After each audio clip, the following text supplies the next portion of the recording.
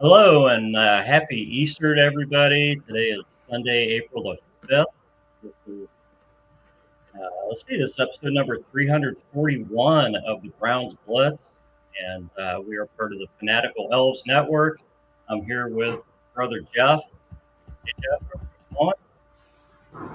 Going good, Rod. And just before I forget, I know it's a couple days early, but I just want to wish you a happy 60th birthday. Welcome to the club. Thank you. Thank you. I don't feel a day over 59 and 363 days yet. So yeah, but thanks, thank you. And we have our guest with us, Thor Nystrom. Thor, you can your stuff's changed up a little bit, so let me give all this stuff out. Everybody can follow if you're not already following Thor on X. Follow him at ThorKU, and also Thor, you're with Score North. A lot of Minnesota writing now, and podcasting. Yeah, doing Viking shows and NFL draft this time of the year, of course, as well. Absolutely, and you're just getting going on Substack. So when we get that out there, people can find you on Substack at ThorKU also. And good idea to keep all that stuff consistent, so it's easy to find Thor just at ThorKU, guys. But it's great to have you on the show, Thor. We look forward to talking to you every year. This is probably, I don't know, I lost count, 7 or 8 years, and we love talking to you on this podcast. Yeah, appreciate it. Thanks for having me back. It's a yearly tradition talking the draft with you guys. So excited to do that today. Yeah, well, let's kick it off. And I just got a bunch of questions, and so in no apparent order. Let's just kind of kick it off. The first one, this isn't even anything I have written down, but we're kind of hearing that this is a weak draft class. But for the Browns, when I'm looking at this draft class, I'm seeing it's pretty strong at offensive line. It's pretty strong at wide receiver, maybe more than pretty strong. And there are some other position groups that seem pretty good too. So with the amount of capital that the Browns have, are you buying into the weak draft class thing and the Browns are unlucky to have this amount of capital this year? Or do you think the Browns are really in good position to help themselves at this draft? Yeah, I mean, I think, I do agree with the idea that it's a below average draft class. Like, I just think that's a fact, but that's more indicative of the very top of the draft and having like the dearth of, for instance, the blue chip quarterbacks, right? I mean, we have the one. A lot of these sexy positions are a little bit down this year. Running backs devalue, but certainly a sexy skill position on offense where not Jeremiah Love and then a big drop off. We won't have many of those guys in the top 100 either. But to your point, there are positions that are good, and I do think that there's strengths of this draft. I think one of the strengths of this draft is I like the depth of it, like in early round 4. Like, I think the first 100 and change prospects that go are going to be that's qualitatively guys that will be ready to compete for immediate playing time in the NFL. To me, where it's below average, again, it's the dearth of the blue chip guys at the high value positions at the top of the board. And then I think the depth of this class falls off late. It's, I love UDFAs. As you guys know, I do my Thor 500 board every year with like the 500 player comps, and I love doing undrafted free agent rankings. So I'm always, I rank out 750 or so total prospects, like in my position rankings for, try to get ahead of that. And this class, in terms of like a top 500 or a top 750, when you get out of the 257, it's not as an interesting a group to me as is usual as well. But I think like having equity in this class in day 2 and the top of day 3, I think that those picks are going to convert this year. Well, Thor, we're used to UDFA stepping right in and starting here, so That's true. We can look forward to that. Hey, I just want to go back to last year real quick. We in a similar draft where there was just one quarterback really that was expected to be taken first. We had the second pick. We traded down to number 5, and we added a whole bunch of other assets. Now we're hearing again. Andrew Berry made some comments the other day that number 6 is for sale. How do you feel about us pulling that off in a similar draft? I mean, where we know that the quarterback's going to go 1, right? Last year we were able to leverage that into a lot of assets. Do you see that sort of scenario playing out again this year? And who do we have to kind of cross our fingers and say, man, if this guy falls, we can really maximize that trade? I think you have to keep yourself open to that possibility. And if Andrew Berry got a phone call like he did from Gladstone last year, where a team's going to offer a 2027 round 1 pick to make a big move up, that's something I would be very interested in. Cleveland, I mean, like, you guys you're still building, right? And I know it feels like it's like a perpetual thing, but I think we can all agree right now that the Browns aren't winning the Super Bowl next year. Right. So like but what the real prize here, I think, is the 2027 draft. I think that's when y'all know you're going to find your quarterback of the future. And it's like, you have to get through sort of, it's like Andy Dufresne, the end of his, crawl out of the 300 yards of, poop smelling foulness in the Shawshank Redemption. Like, you guys just have to get through one more season until you get the franchise savior at quarterback. So I would be building up the infrastructure positions. And, with the Browns, it's, often thought of as offensive tackle and wide receiver, perhaps for the first couple, and just try to make the infrastructure the best you can for the quarterback who's coming in 2027. But if you can add more 2027 ammo, it's not just the picks in a higher quality draft class. 2027 looks, I mean, it's a year out, but that looks like one of the better draft classes that we'll have. You look over like 10 years, that's going to be up there, with the best that we have. Even having extra equity in that one, it helps you in your pursuit of the quarterback in terms of having flexibility and ammunition to move up if you have to. So, but definitely I would keep an open mind with that. And to your question, like as a someone that covers the Vikings and covers the Vikings, on my shows every week through like the perspective of the NFL draft, I can tell you this is one fan base of many that they go through this thought experiment with Jeremiah Love. And if Jeremiah Love, because the thing is, he has to get past the Giants to make a trade up possible, but everyone knows you would have to get to 6 to get him, because if he gets to 7, Washington's going to turn that card in real quick. With his name on it. And so the Browns would be the prime, spot for that trade. If indeed Jeremiah Love got past and of course he's going to have to get by the Cardinals and the Titans as well. Right. But like, if he does, and then he's in the 6th pick, I think the Browns could field calls at that time. And maybe from some teams that are like ready to fork up and maybe pay a little bit too much to get into that slot. Yeah. So the Vikings are at what, 18? 18. Yeah. Our sort of nightmare scenario here is that Carnell Tate has gone to the first 5 picks, right? And then we're sitting there saying, okay, who is really worthy of the 6th pick, and can we trade down and still come away with that top level asset in this draft? And I'm wondering if 18 is too low for that. Maybe. I mean, certainly you would lose out on Tate. I assume that you'll lose out on Lemon, just talking about from the perspective of the wide receiver class. Looks like a real possibility Tyson's going to be there, and he's probably going to go somewhere around there. He's going to fall a little bit because the uncertainty of the medicals, but the Browns would have a better idea. They've seen documents that I haven't with that. So they know right now where we're sitting, like, whether they would take them with a pick like that. But there's going to be teams, we see this with medical guys every year.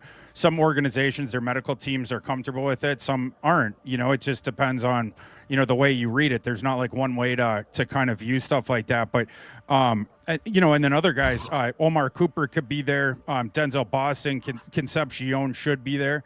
So just from the wide receiver perspective, and with the offensive tackles, like, if I'm the Browns, I want Monroe Freeling from Georgia.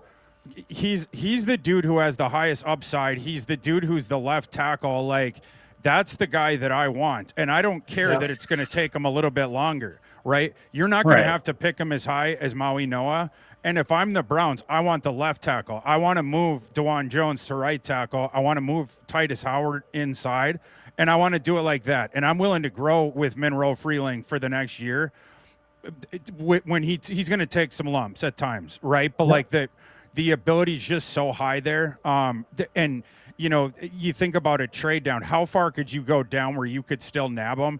That would be something I would be thinking through with that. Like the offensive tackle class first round, like it's not bad. It's just like when it gets past that to me the offensive tackles that you're going to be comfortable with, like playing right away, that's the thing that drops off real quick. So you can't wait too long with that position in this class.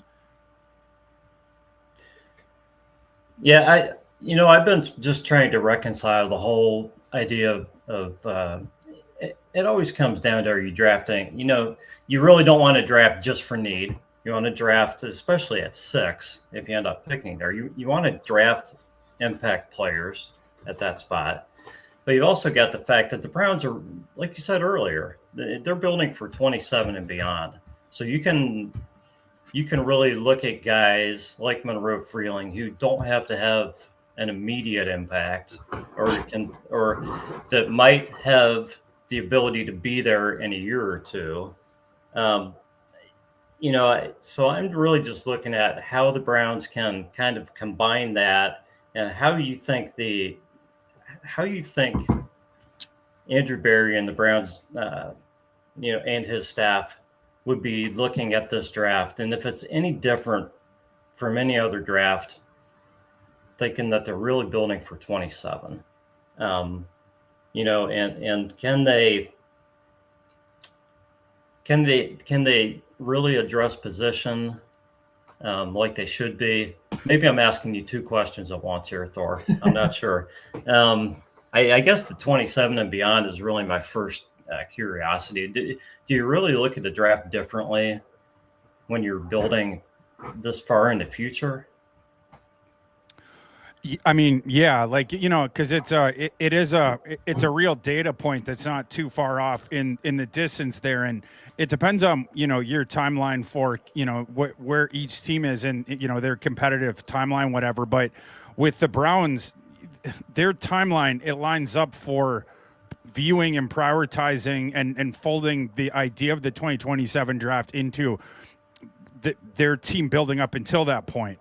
Right. And the idea, like, that the quarterbacks come in then, I think it allows you to kind of focus on some of these other positions, which is also advantageous for Cleveland, seeing as though this is a 1 quarterback class and they pick 6th. They don't really have another choice, but also it's just the correct path at this time. And, that it's another thing where, the question about the trading down, if they can find themselves into an opportunity like that, I would have to think that would be hugely attractive. And that comes, part of that thinking, it's going to come down to how hot it actually is Andrew Berry's seat. Like from the outside, you would think that it's really hot. I talked to someone that would have more information about that than me, that like, and I forgot, this might've been like a month ago, but like was like, it's not as hot as you would think. And like, it seems like there's a longer, maybe you guys would probably know better than me. I don't cover the Browns, but like, it seems like there's enough of a leash there. And if Berry knows he's going to get he's going to be overseeing the 2027 draft, no matter what, then you really can comfortably build like that, where you don't have to, like you were talking about, forcing needs and right, this and that, and you can just build, for 2027. Yeah. So let me ask you this, because people have opinions on Andrew Berry. He did his best to change those opinions with last year's draft.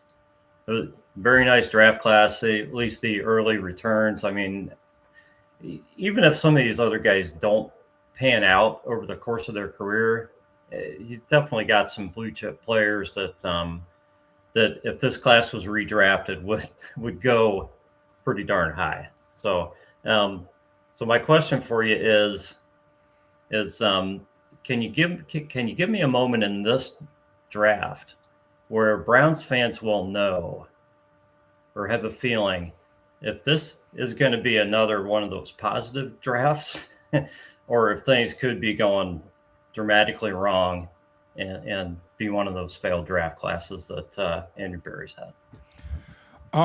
It's this going to sound like a cop-out answer, but I think it's the truth. You won't know until the end. And the reason I say that is just from recent history. Last April, I thought, when I heard that the trade, I mean, you guys tell me if you had a different reaction. I was stunned in that moment, like when they announced that trade. And then like early on, I was wondering what Cleveland was doing with some of this stuff. I was fine with Graham, as that pick, but like Gabriel in round 3, I was scratching it was just some stuff like that. And like, so I was really questioning that draft as we were in it. But then when you get to the end of it and you just look over who they acquired and then you bake in the Jaguars' first round pick this year, it's like, actually that was pretty slick work. And I pulled up my draft grades from last year, and every year I only give out 2 A+, 2 A's, 2 of every grade, 2 F's, 2 D minuses, like I grade on the curve with it. But Cleveland, I gave their draft class an A last year, coming out of the draft. Like I thought they smashed it, and then of course you saw that on the field this year. But we'll just have to see. Like I mean, if it's anything like last year, it's going to be a wild ride there. Yeah. Yeah. I think some of that, Thor, I've said this on the podcast recently, is that we had a lot of needs last year, and we were able to take guys and plug them in and give them significant, meaningful playing time as rookies, right? So how much do you think that played into the success of that draft? And because now we have fewer open spots, how hard is it going to be to replicate that in 26? I think it helps. It helps drafting guys that are ready to play right away, and then knowing the roles that you have for them, and then of course having those opportunities. Like Fannon's a good example of that, and some of the other guys they drafted, like they were ready to go right away. And then having the playing time, like you're mentioning. As far as this year with that, I think the thing that you still have going for you is you still do have open positions, but like the thing of the developmental environment there, where it's not like all eyes burning a hole in you and any little out on the field with some of these young guys. Like I think the fans of Cleveland are smart and they get it. They've gone through sort of a lot, and they're going to be asked to go like a little bit further here, but like I think they get like where the organization's at right now, and like some of those young players, seeing them out there and getting that developmental time, that's more valuable than trotting out veteran flotsam on 1 year stopgap contracts. Like at least something is being built towards. You guys obviously just have to get out from under the millstone of the Watson contract, right? And like when we're talking about like we're a year away, like a lot of stuff, it seems like the Browns have been under a shadow for a while now, and it's just a year out till we're back out in the sunshine again. But yeah, I feel like it's a good developmental opportunity right now for young players. So Thor, give us a couple players, could be any round, whatever. Just a couple guys that you think would fit just perfectly for the Browns onto their team. Yeah, well, Monroe Freeling for sure. I really like that fit. I just like a lot about it. So I'd say Monroe Freeling, and then with the wide receivers, of course, Carnell Tate, but I think you guys probably go through the same thing of like, whether that's your favorite pairing or whether it's a different one of like, could you get both those guys with where your picks are right now? Right. Yeah, right. Like, because it's just a sort of a 3-dimensional chess game with that, but feels like a long shot. Yeah. But I like those other receivers, I think, more than some do. I'm talking about like Denzel Boston and Concepcion. But Cooper is a worthy pick there as well. But probably my answer would actually be Jordan Tyson. To me, Jordan Tyson is the best wide receiver in this class. And I think if there was no health concerns ever with him, I think that would just be the consensus take. He obviously has the medical rap sheet that he does, and it is concerning that he also missed a lot of this pre-draft process and we didn't get to see his testing, but his film is just so good. If he falls down to mid first round or into the 20s, whatever, like I think for the Browns that would be a really good fit there, and it would sort of, you add him to the receiving court, sort of bump everyone down a spot into sort of their more natural spot in the NFL. So I'd probably say him as well. Okay. Yeah, I mean, yeah, that's been the game I think everybody's playing is with 6 and 24. Where with the wide receiver class being stronger, everybody loves Carnell Tate. We'd love to have him at 6, but what's that do for our chances of getting somebody who could potentially play left tackle? And if you go the other way, are we reaching at 6 for a tackle? So then you're looking at a trade down, and how far down can you go? One of the trades that a lot of people have talked about is a trade with the Cowboys. If they would come up and want somebody at 6, and the Browns potentially do something to get 12 and 20, which those picks might be a little better. For sure. Yeah. And more advantageous, with where the Browns, some of these guys that we're talking about to pick, I'm going to plug that into my, my little trade gizmo quick. So we're talking about what's the trade you guys like that's been bandied about? 6 for 12 and 20. 20, but people have had. We'd have to throw something else in to do that. Yeah, we'd have to Maybe throw 70. in a future pick. Yeah. Yeah, it's actually closer on my thing than I thought it would be. I'm gonna try to. Let's see. Oh, you guys have 107. I think this would get it. Yeah. Yeah, I think 6 and 107 for 12 and 20. I have that as very close. Cleveland might even be able to get away with giving them their pick after that, because you generally have to pay a tax to move up. I would definitely do that if I was Cleveland. I'm down. If you want to do that, send in the papers. Like I'd rather have 2 shots at it. We're not taking a quarterback here. Like let's. Right. And with the offense, I mentioned with tackles, like I think that thing it's going to fall off sometime in the second round, but like in the first round, I'm comfortable. I would like to get Freeling, but you can kind of monitor that situation as well. Like Maui Noah is obviously the heavy front runner to be the first tackle off the board, but going to be a right tackle in the NFL. So, once he gets taken, kind of monitor where, and if he goes third, then maybe you have to think twice about trading down if that's the guy that you want to target. But certainly it would give you a lot of options. Yeah. So, Jeff, if you want to throw something in, that's fine. I think, there's also been talk about Myles Garrett. And why was his contract redone, and is there going to be a trade, and when would it be, and everything. There's obviously potential for that. So what do you think the likelihood is if you had to grade the 3 options here? A Myles Garrett trade that just changes things dramatically for the Browns draft capital. The Browns kind of trading down like we were just talking about from 6, or the Browns just staying put at 6 and making a pick. Oh, like of outcomes? Yeah. What do you think's most likely to happen? Stick and pick at 6. So is that because you think Tate is going to be there, or is that because you think if Tate's not there, there are other guys that they would take?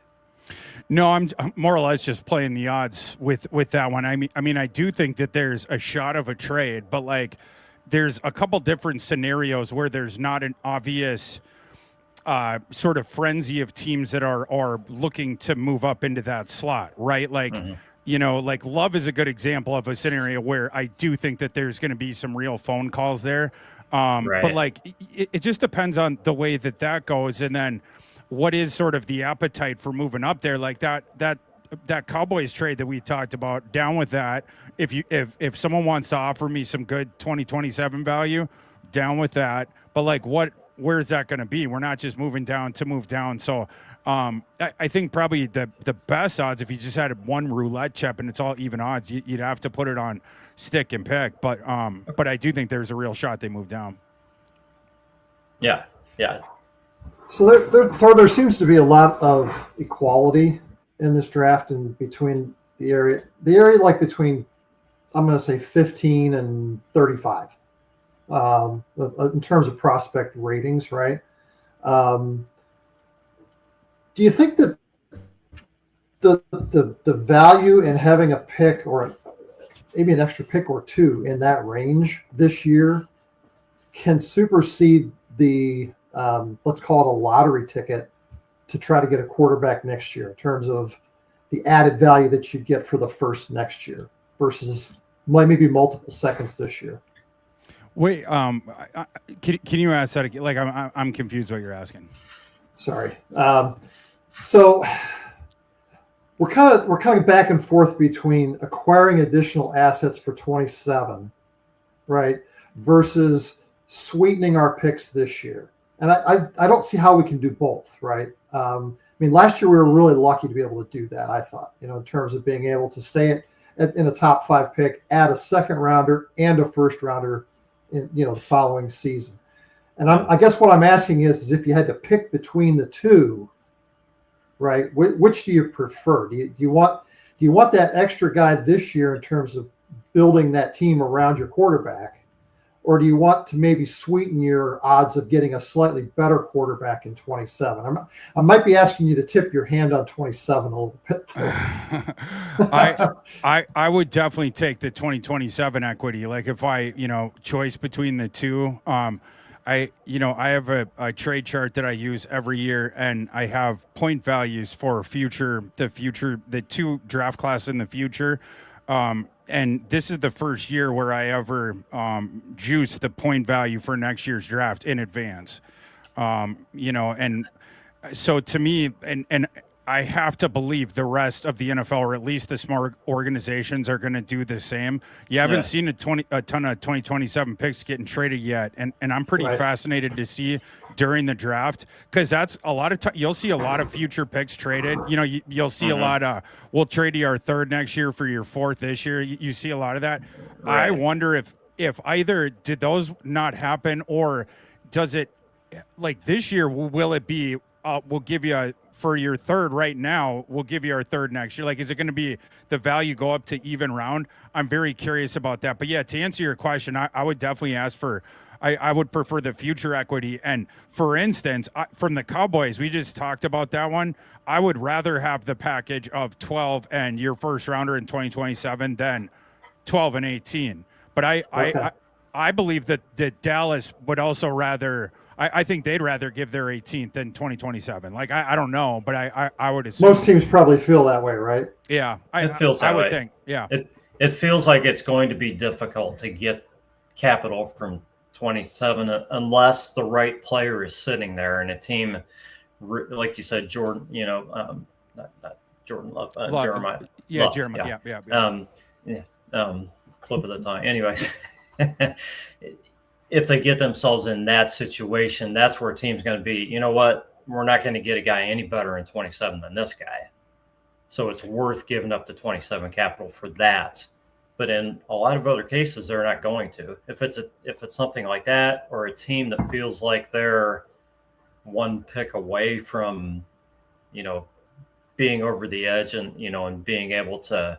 So the Rams have been mentioned step in that regard, Rod, that maybe they think they're one player from getting another ring, right? Yeah. Same type of deal.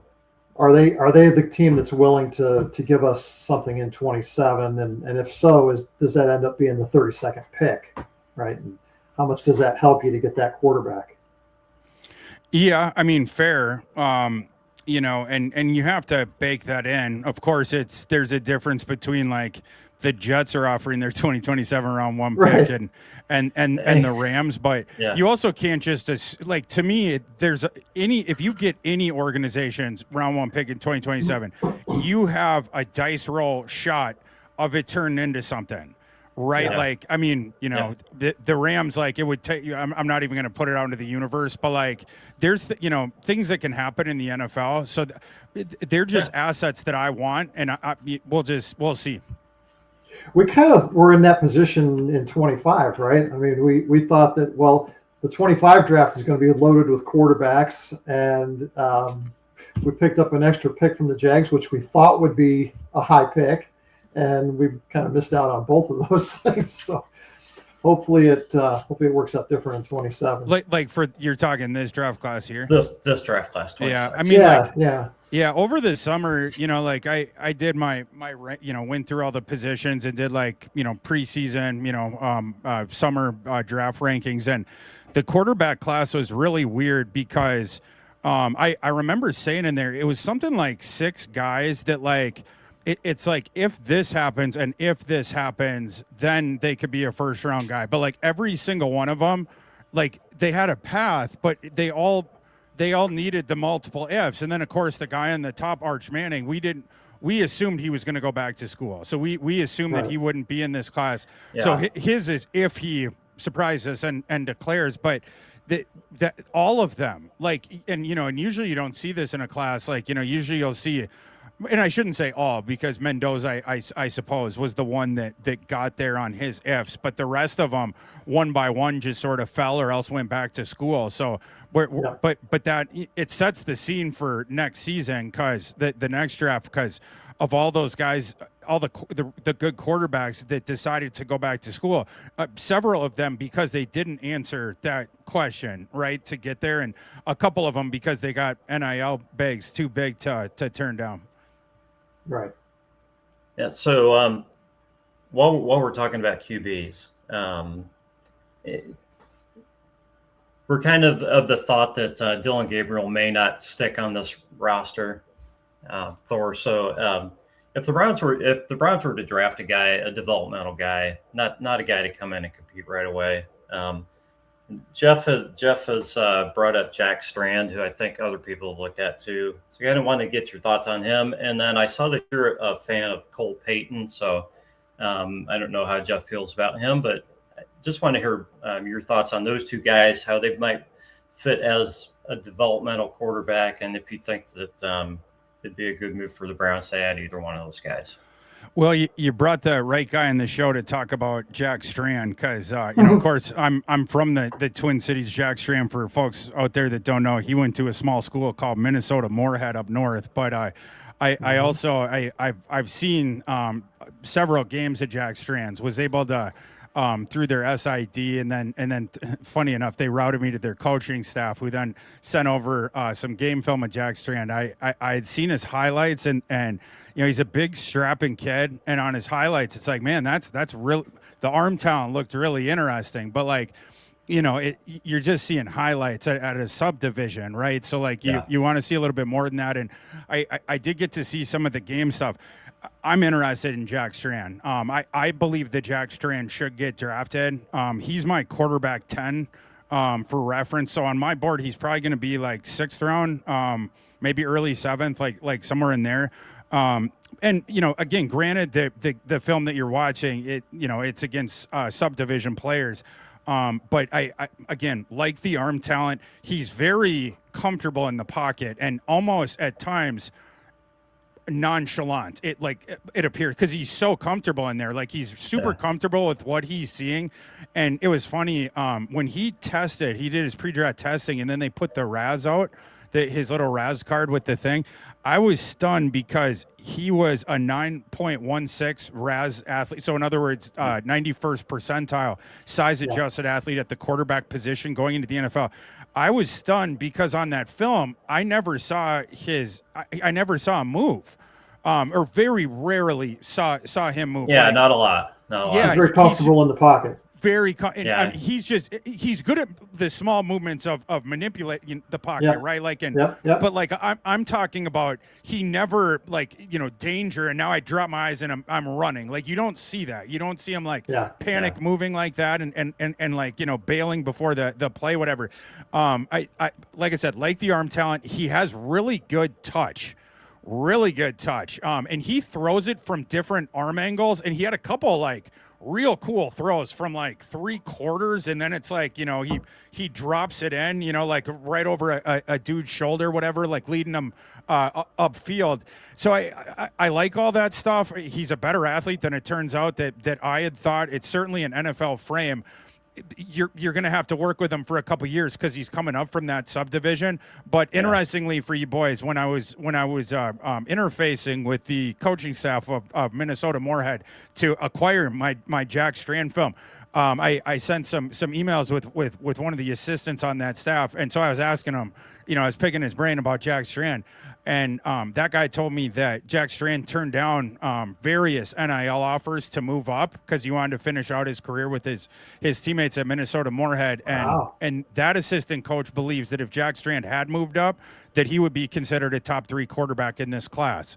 So just something to watch out for. Yeah, I mean, he is our subdivision small school kind of darling in this class. And I'm interested as well to see when a team pulls a trigger on him. I would put him up even higher. It's just I can't because I haven't seen him against the top competition yet, right? Yeah. So like that part of it is sort of a leap, but in terms of NFL arm, NFL frame, NFL athlete, it's yes.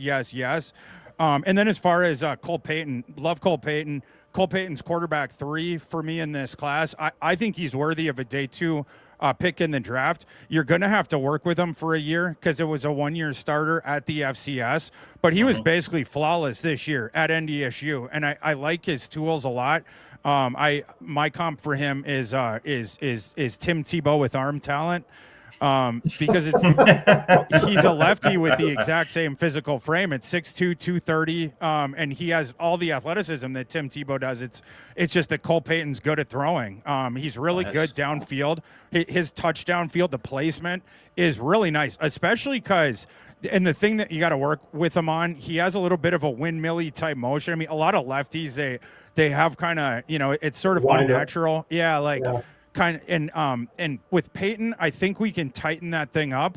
So that's something to work with them on in year 1. And then some of those concepts with NDSU, you know, it was like, you know, wait it out, and then you can, you know, chuck it up to Lance, or else you can bail, right? And like we want, you know, next year or so, working on him of sticking in the pocket, going through your progressions, working on some like timing stuff. The anticipatory stuff, but like when I see a big 230-pound quarterback who has elite athleticism, who is an extremely tough runner, he's a grinder, he's going to be a weapon around the goal line. You're going to have to watch him all game long because he can break out of there and just start stealing yards, but he's also awesome down the field.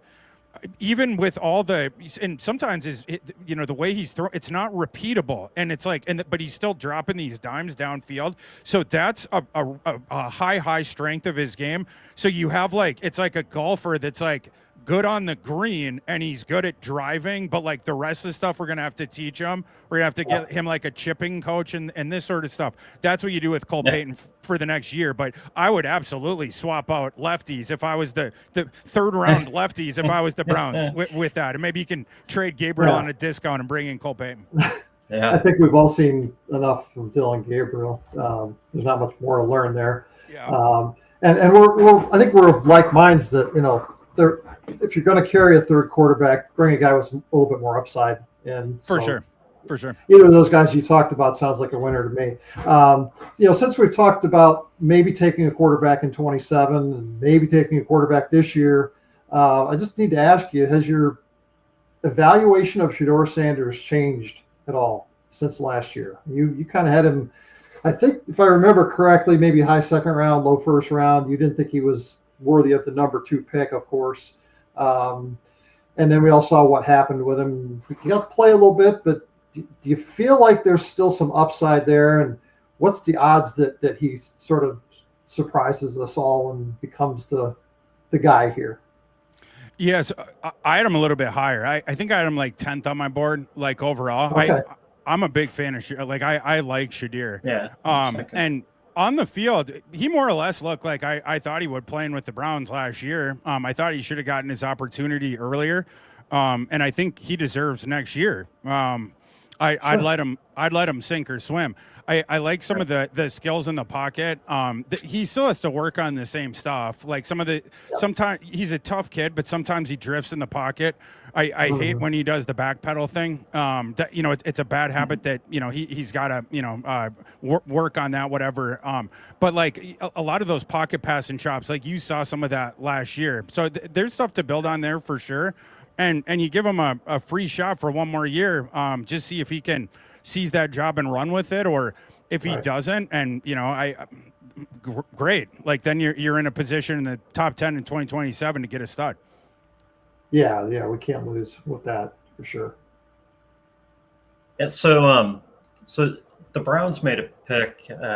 Let's see, was it where'd they take Carson Schlesinger? Was it 33? Oh, top of the second, yeah. 33, yeah. 33. So my question is this, Thor: if you could pick out a player that the Browns could pick pretty much anywhere that could be anything like Carson Schlesinger for the Browns next year, which would be kind of a guy that nobody saw coming as far as the fans are concerned, but turned into a really big surprise, as far as the fans were concerned. Who might a guy like that be? Because when they picked Schlesinger, everybody's like, who is this guy and why are we drafting him? And yeah, the rest is history. Yeah, I might say Browns need a safety, right? Yeah. Yeah, I would like a guy for me would be there's two there, but I'll talk about the lesser talked about one. AJ Halsey is a guy like that for me from LSU, where I think AJ Halsey should be talked about in the grouping with the top three safeties. I think it should be it's a big four and not a big three, but it's commonly talked about, obviously Downs and then Thieneman and then Emmanuel McNeil-Warren, is always talked about right after that. But it's like, 3-man group. But I think AJ Halsey's really good. He's done it for years. He did it over 3 different schools. He did it from various different spots on the field, alignments, 3 different conferences, 3 different defenses. Some were good, some were really bad. But he's done his thing, and last year it was in a good secondary. Wasn't a great team because Garrett Nussmeier in the offense, went into the tank. But this, him and Delane were really fun to watch. But Halsey's really good in space, and then he triggers real quick. He gets involved at catch points. He can flip the field.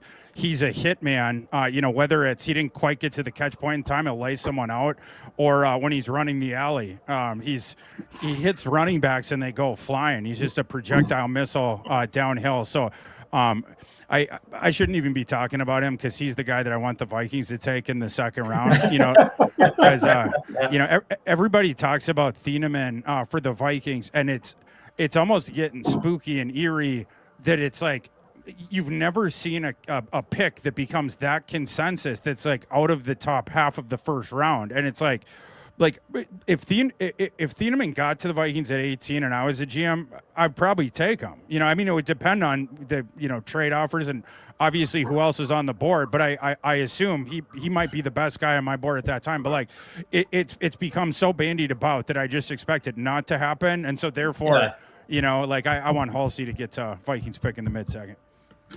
All right. Do you remember the last draft that was this deep at safety, Thor? It's been a while. It's been a bit, yeah. The thing we were talking about earlier, when we say the draft class is down, that doesn't mean it's like worthless, right? And there are positions that are good, and we have depth at some real positions this year, and safety is a great example. I think cornerback through day 2 and into early day 3, I really like the cornerbacks. There's going to be a lot that get onto the field early, just like with safeties. Linebacker, back half of the defense, a lot of guys are going to be going that are going to play right away in the NFL. I think that your point's well taken with that. Yeah, I mean, it's almost kind of bad luck for Caleb Downs, don't you think? That some teams might look past him because they're thinking, well, geez, there's a whole bunch more great safeties in this draft. I don't necessarily need to take a guy high in the first round, right? Yeah, at this point, I just sort of expect Caleb Downs to fall. It'll be like the thing during the draft where it's like, it's stunning. Yeah. But this one, you can kind of see this one coming from the distance. He has factors working against him a lot. It's a safety where it's an in the box safety and a really, really good one, but an in the box safety. So that's devalued a bit. And then you have the thing of it's a PAX safety class where there's depth of it, and teams through round 3, you're going to feel pretty solid that you're going to get a safety that's going to play right away. So, then going another position over at devalue and potentially in first round. And then the other thing is what they found with the medicals at the combine, with a partially torn, I think it was meniscus, and then there was a degenerative thing with the other knee. That some people reported that teams didn't think that was the biggest deal, but of course, anytime you hear degenerative with knee, it's one of those things that 32 NFL medical teams are going to be looking into. But when you're talking a top 10 pick, top 12 pick, those cannot miss. And especially if it's a devalued position that doesn't get paid a lot in free agency, like the position that he plays, that's where you see decision makers going to the more sure thing. Because that's a pick where if it didn't work out, it looks real bad in hindsight.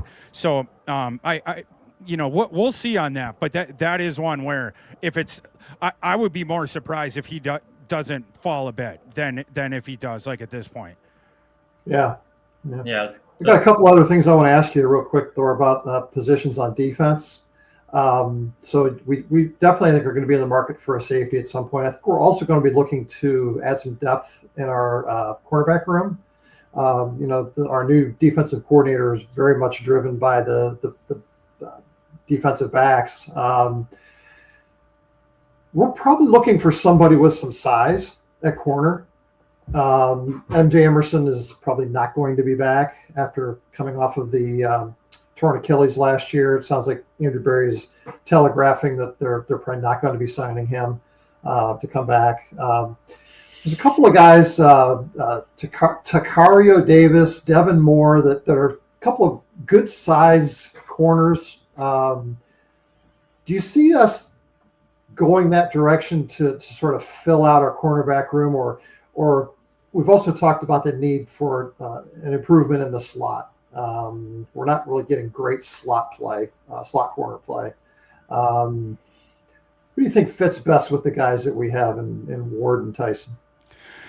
For me, a slot is what I would be, targeting there. And good thing for Cleveland, this is a really good slot class, especially because I've had to add a couple guys. I thought it was a good slot class even recently, prior to measurements in the pre-draft process. But now we add a couple more guys to nickel, and now I just think it's a stacked class there. But some names for y'all.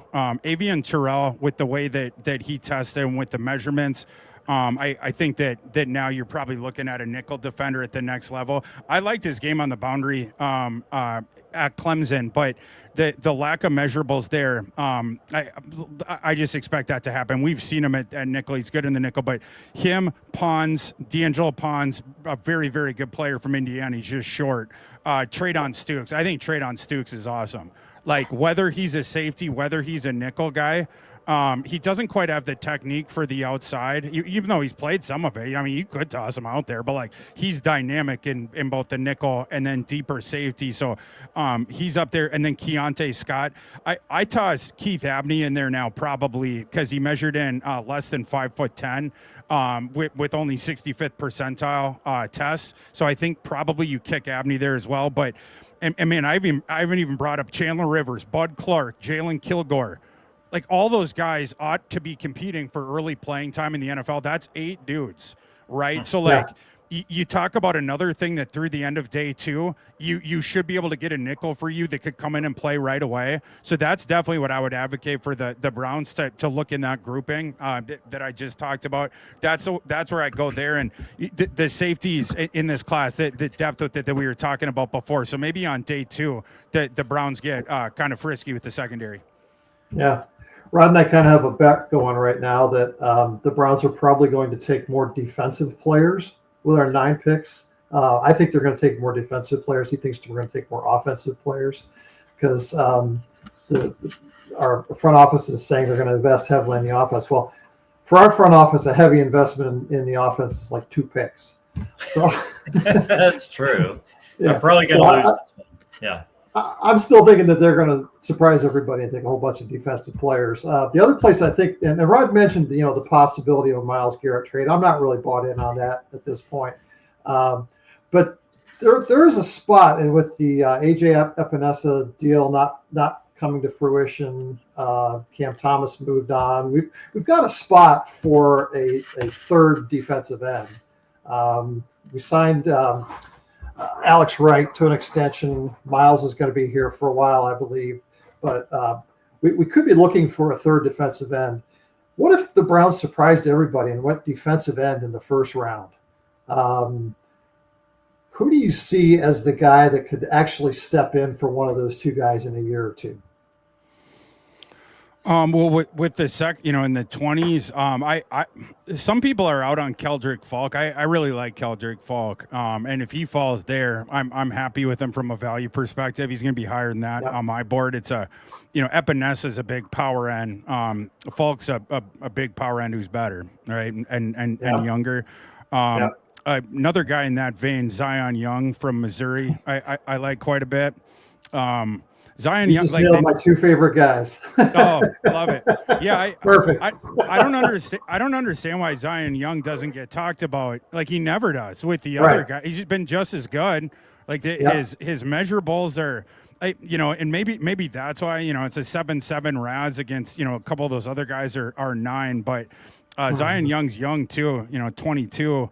What he's done on the field, I think, speaks for itself, and it's a two-way edge. We know his game is going to translate. There's a floor there, but a couple, you wait until day 2. I really like the 2 from Michigan, and they're different. Derek Moore is probably more of the ilk of like the guys that we were just talking about. There's a big power element to his game. 6'4", 260 pounds. But the other one, I really like Barham from Michigan. And he's another one where I don't understand why he doesn't get talked about more. Like the last process, you had a player like this, and people were all over him from the get. And it was just by this time, it was just assumed, that he's a lock to go in the top 10. And that was Jalen Walker from Georgia. Barham, show me the differences between those two guys. I don't know what it is, right? Like, similar bodies, similar athletes, used in very similar ways, similar impacts. Barham is just like Jalen Walker. It's a new age defense kind of a guy that you can move between the edge. You can move him back to off ball. He's good at both. He can drop into coverage. Like, my eyes sort of on Barham, again, covering, I do the 5 times a week Viking shows and the draft. Like Brian Flores loves guys like that because Brian Flores, the Vikings, they pack the line of scrimmage, but you don't know where the pressure is coming from. And then he toggles it from we're sending a bunch of guys to now we're dropping everybody back. And if you can do both, he loves edge rushers like that, right? They can both get after but then drop back, and it's more rare than you would think. Like most of the guys in college, it's one trick pony, one way or the other. But Barham's one of the guys that can do both, and he can spy the quarterback for you too, just like Walker could. So that's something smart defensive coordinators can do a whole lot with, and I expect him to go higher than people think too. I like it. Cool. So Thor, you did a mock draft just within the past week. I can't remember exactly what day that came out. End of March, I think. Last couple of days of March, I believe. You had the Browns taking Carnell Tate. That sucks. Which make a lot of us happy. And you had him taking Blake Miller at 24. Not a name that has appeared in a lot of other mocks at 24. So is that best player available, or is that the guy you think fits in best for the Browns on their line as far as need, or some combination of both? I gotta pull it back up because this is like 3 weeks ago. But this is the last mock that I published. Yeah, this one was like mid-March.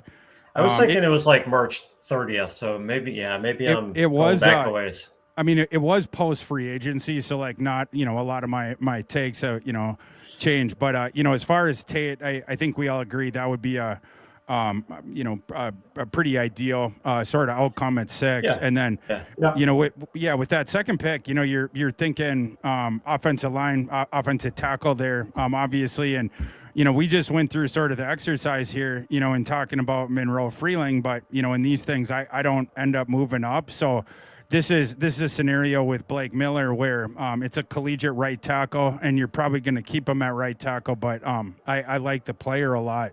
He got a lot of experience at Clemson, high leverage situations over the years, and he just got better and better and better. And like very, very hard worker. He gets talked about like the same way, and I'm not talking on the field, but I'm talking about like personality and makeup. Like people talked about Will Campbell last year. Like people just love him, and it's like, Breeze football and, all this sort of stuff. And then during the process as well, I thought last year his game went up another level. So I was already feeling good about Blake Miller and just that developmental trajectory. Just, every single year you see another jump from him. But one of the questions, we always knew he was athletic. So the one part of the profile that I didn't care about, he had a 9.9 RAS. If he had less than that, I would have had to ding him. I mean, that's just, his game. He's a really, really good athlete. But where he surprised us, I don't know that anyone assumed that he was going to have an 84-inch wingspan. It was someone that we were wondering about the length. And Blake Miller comes in with better numbers on that than we had assumed. And I think earlier in his career, he didn't have as much bulk on that frame.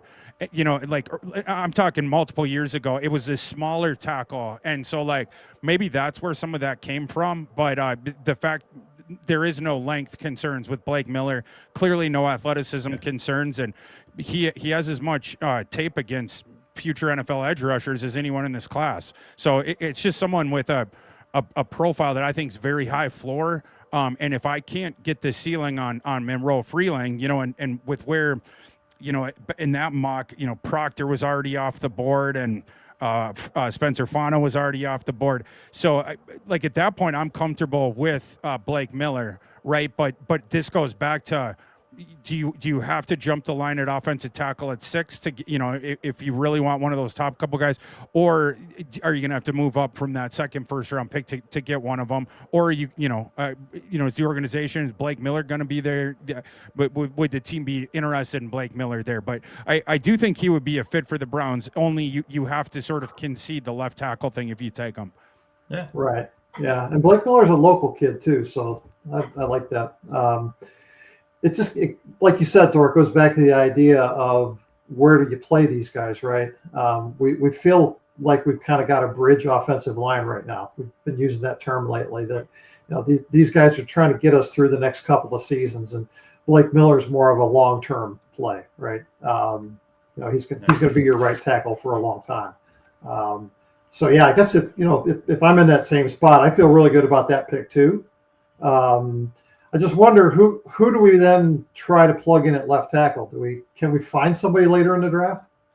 I mean, like at that point, you go Miller's right tackle, you kick Titus Howard, he's going into guard now, and then DeJuan Jones, you're a left tackle, right? And then we see after that, right? But like that, I think that's what you'd have to do. I don't think you're not going to get a guy on day 2 there. I think for left tackle that you're going to want to go in right away. Yeah, I think we're probably assuming that DeJuan Jones is going to play 4 or 5 games. We're holding our breath. I mean, we can hope he does more, but I mean, Elton Jenkins has played some left tackle too, so right. That might not be where he wants to play, but you do what you got to do. There's some versatility on our line, which is kind of a nice way of saying not a lot of greatness, but. I'm just wondering about some of the left tackles later in the draft. Well, a guy I would toss out, that I like, he's underrated, but it's like it's weird underrated because he's been talked about for a long time. He's just sort of forgotten in this class. But Austin Barber, the tackle from Florida, is he one of your guys too? You're just nailing them. Wow. Just one after another. Hell yeah! Great minds. Exactly. Yeah, I don't understand why Barber's not talked about with like that group above him. Like I don't know what else he needs to do. You know, it was He another had guy. a dominant Senior Bowl, I thought. Yeah, really good. You know, and he's a 9'8" RAS athlete. Is 6'7", 320. The length, it's not crazy, but just under 34-inch arms. 81.5-inch wing. That's fine for the NFL, especially for an athlete like he is. And he was really, really good on the field last year. I don't know what else he has to prove. I think that's a day two guy that can go in and play right away. So maybe that would be the exception. Because like Barber, like at this point, what do people think he's going to go round 3? Like I actually think that's a guy that could play left tackle in the NFL real quick. So maybe that would be the exception to what I was saying before. But there's not many. Outside, like, Caleb Tiernan was a left tackle and caught, but he's going to be a guard in the NFL. Like some of these other dudes, like Isaiah World, you don't want him he was a left tackle. You don't want him anywhere near that in the NFL, at least next year. JC Davis isn't going to be a left tackle in the NFL. Like, you know what I mean? Like you run out of left tackles that can play right away real quick. We had Markel Bell in for a visit. How long do you think his timeline is? Markel Bell, I just don't know if I want him at. To me, Markel Bell's a right tackle in the NFL, right? Like it's not too. It's sort of like the thing with like DeJuan Jones, right? Like to me, those guys should just be a right tackle, right? So like I want him in Monroe Freeling at left tackle. That's I mean, that's like talk dirty to me, left tackle kind of talk with Monroe Freeling. I want those sweet feet, like I want the guy with the crazy long arms, right? Like that's just smooth shuffling. Like that's what I want my left tackle. I want Monroe Freeling. Yeah. I'm with you. Yeah, so Thor, before we get out of here, we have to get a little more of a mock out of you, and let's just give you some room to play with this because the Browns have 10 picks, and I'm not going to ask you to give us 10 picks. So just give us kind of an ideal outcome for the Browns, maybe even if they moved around a little bit, maybe just their first 3 or 4 picks of what a draft could look like for the Browns. So like in the slots that they're in, we'll say, I think Carnell Tate and then offensive line. But I do, man, the Freeling thing, there's a pull with me with that. And so like I wouldn't be surprised at all if on draft night at 6 you see them take Monroe Freeling. So I do, like, I'm even struggling with that right now, how you start that. And that's obviously been the debate in your guys' neck of the woods all spring long. You know what? I'm going to switch my answer. I want Monroe Freeling. He's who actually moves the needle for me. And in this class, there's just so few of them. I want the one that I feel the best about. Okay, I'll say Monroe Freeling at 6. Then I'll say Jordan Tyson with the second one. Jordan Tyson falling down. We'll take a swing on that. You're going to need to sign off from the medical team, but as long as they feel like okay, I'm willing to roll the dice on that one for who I think is a really, really good player. So those would be my first 2 guys. Okay. So how about we go a little further? How about 39? 39. That one I'll say Halsey. Okay. Safety. Yeah. Okay. And then beyond that, we're probably looking at, it really just depends how it breaks, right? Yeah. Then actually, 70 is the next pick? Yeah. So then at 7, I'll say for that one, some of these guys I don't exactly know where they're being mocked. Stukes, folks assume he's gonna. Like, where is he being mocked right now? Can I put him in this round 3 pick, or am I stealing? I don't know. I don't know where he's being mocked. Yeah, I don't either. Yeah. I guess I haven't opened many B. You never see him in round 1, so I guess I just haven't seen 3 round mocks recently. But whether it's Stukes, Keontae Scott. I doubt Keith Abney would fall that far, but I'll toss him in. Chandler Rivers, like someone of that ilk, maybe the nickel defender for that 70th pick. Nice. Okay, Jeff, you good with that? Yeah, I mean, I think we're going to take a lot of defensive players high. I'd be surprised if we don't, because that's Andrew Berry's MO. Yeah. Yeah. I mean, I'm just hoping that we can come anywhere close to the success we had in last year's draft. Yeah, sure hope so. So Thor, where are you going to be for the drafts? Any place anybody can catch you during any of the days of the draft? Yeah, on for the first round, Score North, we're doing a live draft show from a casino here in town, Mystic Lake Hop House, which is a really beautiful venue. We're doing a live show, and we'll also, of course, be streaming on our channel at the same time. But yeah, we're doing that live show on the Thursday night for round one, and then day two we're also live. That one I'll be back here in my home studio, but we'll be live on Score North for day two as well, and then on day three, not live during the draft, but we'll be live right after the draft gets done. Doing a live draft grades show. So I'll go through all 32 teams, show the classes and, praise a couple organizations and, just like we do every year, I'll be ripping a couple. There's going to be some fan bases. Yeah, every end of April, early May every year. I got a couple of fan bases that learn my name and oh boy, they, by the way, funny story. I don't think people know this.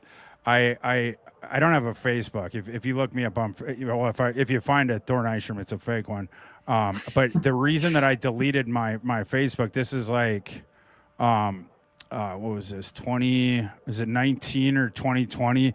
It was after the that draft that Mike Mayock had with the Raiders, where he took the three dudes in the first round, and I gave the Raiders an F for that class in my draft grades the next day. And oh god, the Raider fans found all my social media pages. They found my Facebook. They were very creative. Like there was like they made graphics like of tarring me and like all this different stuff. And they are relentless. Yeah, relentless. Yeah. But that was a draft class where it was Jonathan Abraham, Clellan Ferrell, and Josh Jacobs were those three first round. It was a horrible draft. So it's not really the last laugh because you find in my line of work, no one circles back for the apology, but right. we know in our heart we got that one right, so that's fine. Yeah. There you go. Well, that's awesome. Hopefully everybody can check you out there. And, of course, on X at ThorKU. And go to Substack and subscribe also at ThorKU. And we'll look for your stuff on Score North. It's so always much, great guys. talking Appreciate to you, Thor. Thanks so much for having me. Always a pleasure. Thanks, Thor. Absolutely. All right. Good seeing you again. You too, boys. Definitely. Appreciate it. This has been the Browns Blitz. We thank you for listening, and we will catch you next time.